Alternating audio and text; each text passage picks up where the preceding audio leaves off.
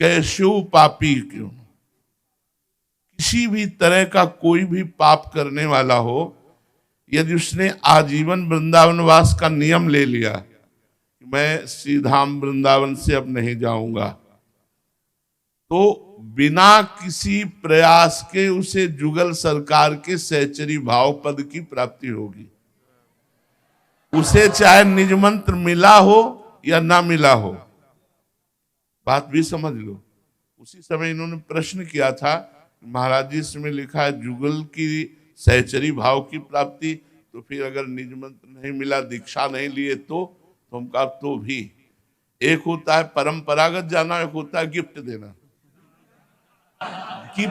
Gift में प्रियालाल हमारी स्वामिनी के रूप में मिलेंगे और हम उनकी सहचरी की सेवा।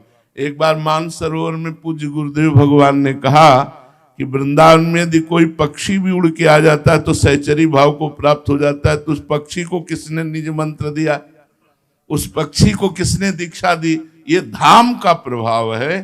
तो अपने लोग बड़े भाग्यशाली हैं, ऐसा कह सकते हैं कि हम सब बड़े भाग्यशाली हैं। हमें प्रियाजू ने भटकने वाले संसार से हटाकर अपने धाम में रखा।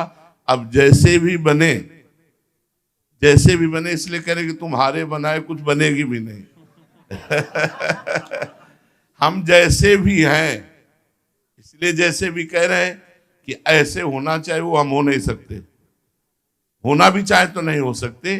जैसे नवीन बाढ़ का पानी पहाड़ से जब नीचे की तरफ उतरता है तो मकान, घर द्वार, गाड़ी घोड़ा सब बहा ले जाता है, ऐसे ही ये माया त्रिगुण का प्रभाव चल रहा है, ये सबको बहा रहा है, कोई नहीं बच रहा है। रमैया की दुल्हन लूटे रमैया की दुल्हन लूटे बाजार, ये हमारे भगवान की दुल्हन है। माया कौन? मायापति भगवान है ना, खुले लूट रहे सबको और हम सब उसी में है। एकमात्र वृंदावन की शरण। तो वृंदावन की शरण कैसे? हमें तो आज तक जैसा अनुभव हुआ कि बिना किसी वृंदावन वासी की कृपा के वृंदावन वास हो ही नहीं सकता। जैसे हमें हुआ तो श्री राम शर्मा आचार्य की कृपा से, वो वृंदावन वासी और रास उपासी और रास का प्रकट दर्शन कराने वाले, उनका आशीर्वाद जब उनके चरणों में लौट गए, बोले बाबा मेरी एक बात मान, तू वृंदावन आ जा, तुझे बिहारी जी कभी छोड़ेंगे नहीं। बस वो गुरु मंत्र हमारे जीवन में हमको वृंदावन लाया। और आपको कौन लाया? आप देख ही लो। अगर आप आए हो तो कहां से कैसे आए हो? कहीं ना कहीं वृंदावन के रसिकों की वाणी गई और आपको लाई। तो बस पड़े रहो। श्री धाम वृंदावन का द्वार मत छोड़ना। महारानी जो कभी गलबहियां दे के निकलेंगी वो देखेंगे हमारे द्वार पे पड़ा।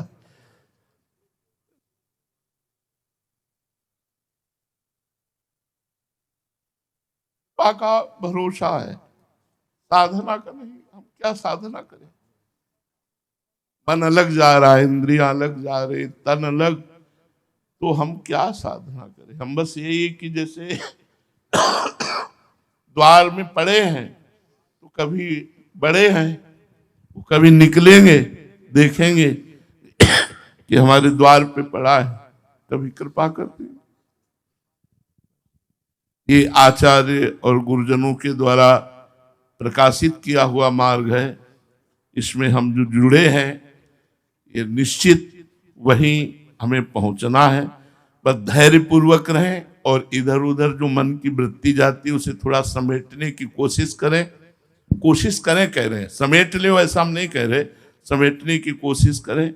कभी न कभी तो प्रियाजू के कान में हमारी राधा नाम की पुकार पड़ेगी, उसी दिन हमारा काम बन जाएगा। हमारा काम बन गया क्योंकि हमें वृंदावन मिल गया, हमें श्री जी की शरणागति मिल गई, राधा नाम मिल गया, ऐसे गुरु ऐसे करुणा में आचार्य मिल गए। अब हमारे कल्याण में कोई संशय नहीं, हमारा कल्याण तो हो चुका है। अब हमें श्री जी की सेवा में पहुंचना है। तो रात दिन नाम गुण कीर्तन सेवा जितना भी बने करें, बस ये दृढ़ विश्वास रखें कि हरिवंश प्रताप से हमें लाडली जी की सहचरी भाव की प्राप्ति निश्चित होगी। श्री राधा वल्लभ।